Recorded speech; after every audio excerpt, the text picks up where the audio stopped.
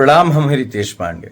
दोस्तों बताया जा रहा है कि रितेश पांडे भोजपुरी के सुपरस्टार और एक अच्छे कलाकार और अच्छे इंसान चुनाव लड़ने जा रहे हैं बिहार से। तो कहीं ना कहीं रितेश पांडे का जो करियर है थोड़ा सा डगमगाते नज़र आ रहा था, और मुझे लगता है कि रितेश पांडे बैठ के अपने लाइफ के बारे में, अपनी ज़िंदगी के बारे में सोचा उन्होंने और एक अच्छा कदम उठाया।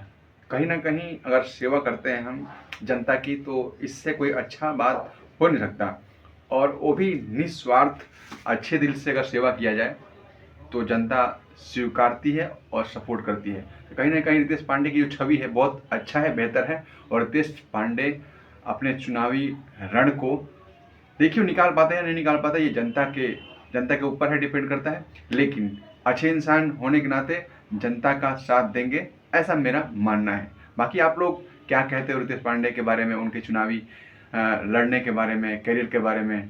प्लीज़ आप कमेंट बॉक्स में बता सकते हो। धन्यवाद, नमस्कार। आप देख रहे थे अर्जुन भोजपुरी 95 को।